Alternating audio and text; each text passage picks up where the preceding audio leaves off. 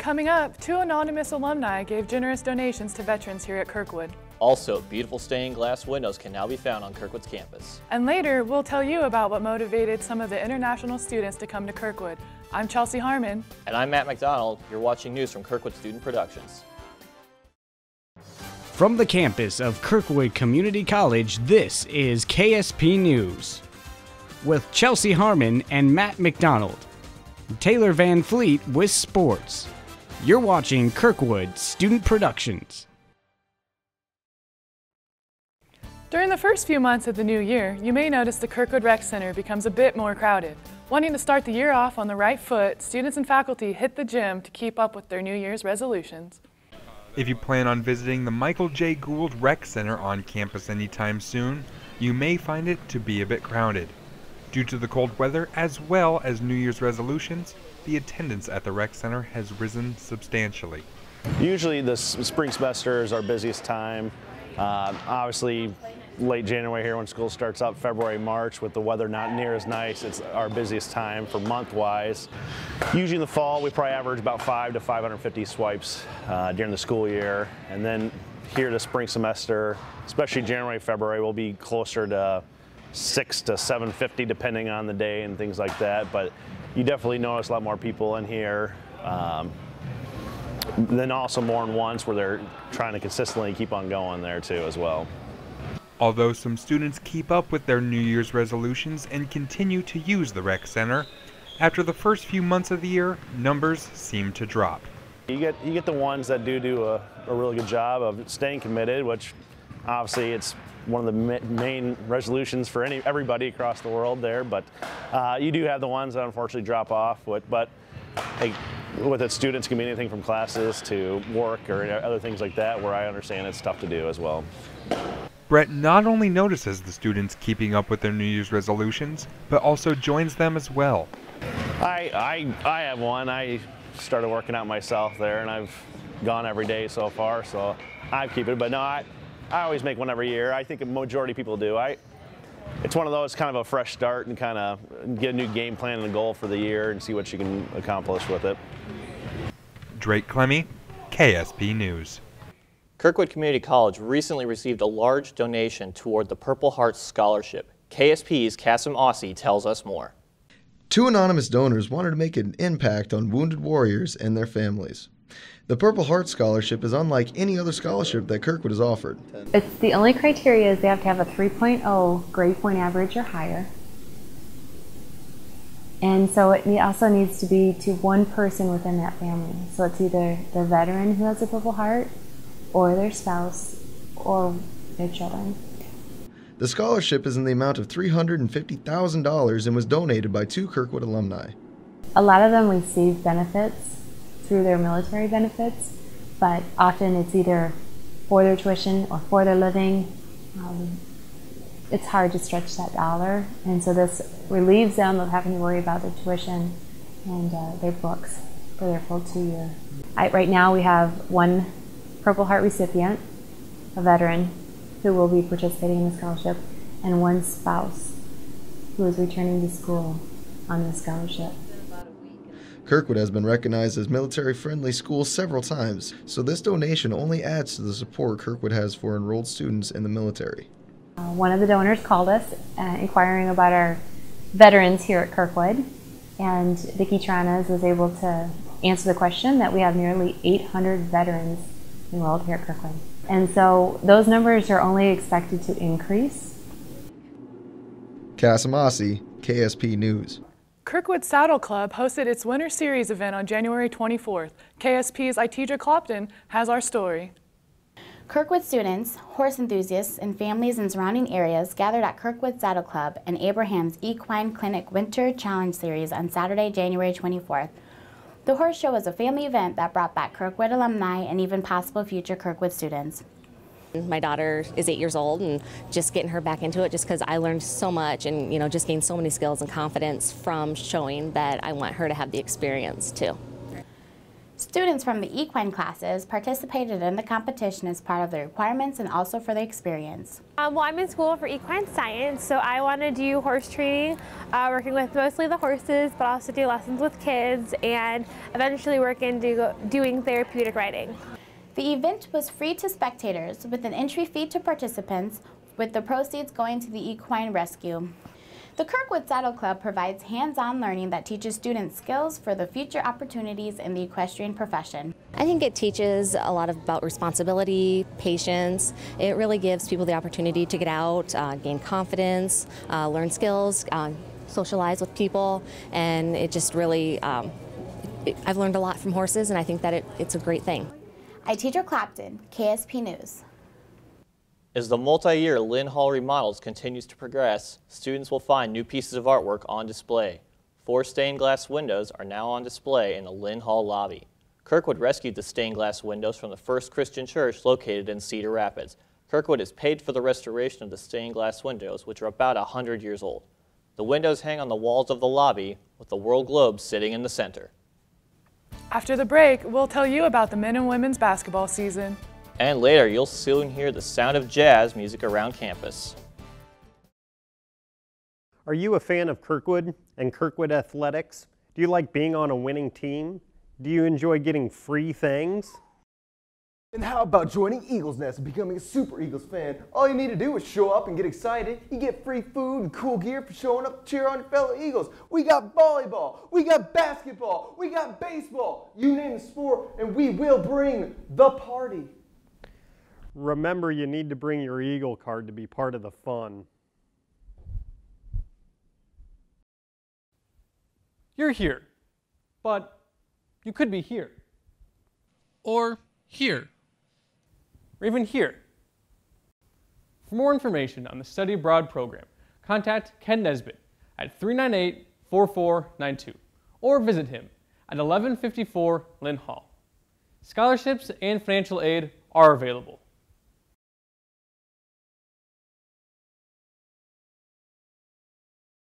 Welcome back. We now turn to KSP sports producer Taylor Van Fleet. Taylor? Thanks. There are a number of international students on Kirkwood's campus, but only a few of them get a chance to step up to the plate. One word comes to mind when looking at the Kirkwood baseball roster: diversity. Players have come to Kirkwood from as far as Canada, Aruba, Puerto Rico, and Australia. 3 particular freshmen, shortstop Solium Rios, catcher Hayden Sloan, and pitcher Jeffrey Castillo are still adapting to their new lives in Iowa. Hayden Sloan's decision for choosing Kirkwood had a lot to do with the influence of head coach Todd Reimer. Todd Reimer showed a lot of interest in me and showed me the ability of Kirkwood baseball. Although these international players are enjoying their first year here at Kirkwood, there are some things they miss about their home countries. What I miss is my mom, the food, the weather, and all my friends. Definitely the weather, the beach, my friends and my family, my dogs. Yeah, I miss them a lot.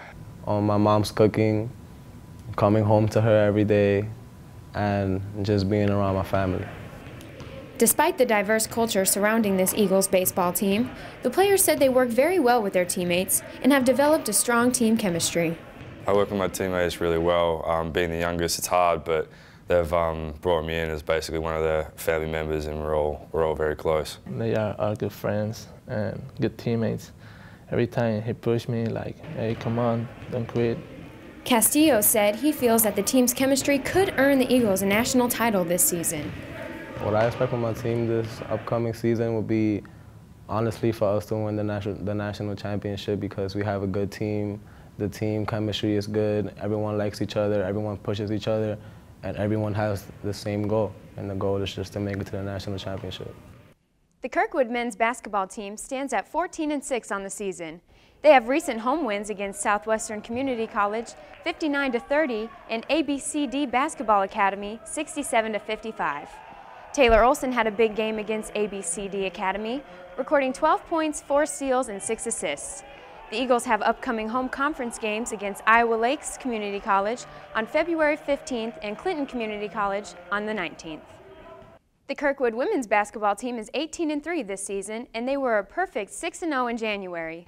They finished the month with dominant wins over Southwestern Community College 66-44 at home and Ellsworth Community College 79-42 on the road. Tyra Polite recorded 6 points and 4 assists during the Ellsworth matchup. The Eagle women have 3 upcoming home games, starting with Iowa Lakes Community College on February 15th at 1:00 p.m. Now that the spring semester is here, students have new opportunities to get involved with Kirkwood's intramurals.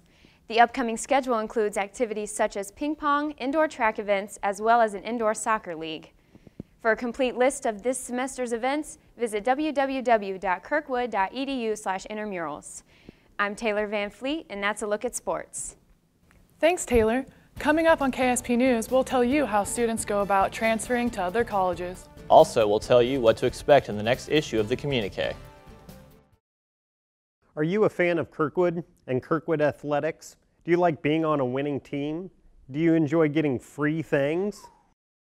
And how about joining Eagles Nest and becoming a Super Eagles fan? All you need to do is show up and get excited. You get free food and cool gear for showing up to cheer on your fellow Eagles. We got volleyball, we got basketball, we got baseball. You name the sport and we will bring the party. Remember, you need to bring your Eagle card to be part of the fun. You're here, but you could be here. Or here. Or even here.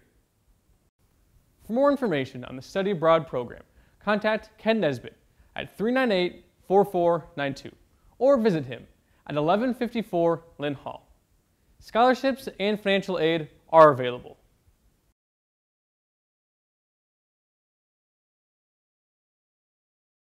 Welcome back. We now turn to Chelsea Worley to tell us what's coming up in the next edition of the Communique. Thanks, guys. Coming up in the February 6th issue of the Communique, students help construct a sustainable house on campus. Study areas help students focus on academics. And Kirkwood's IT department cuts costs by going green. You can find these stories and many more on the newsstands now. Back to you, Matt and Chelsea. Thanks, Chelsea.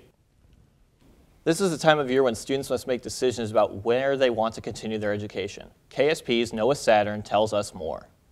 With the spring semester now in full swing, many second-year students have begun thinking about transferring to four-year institutions.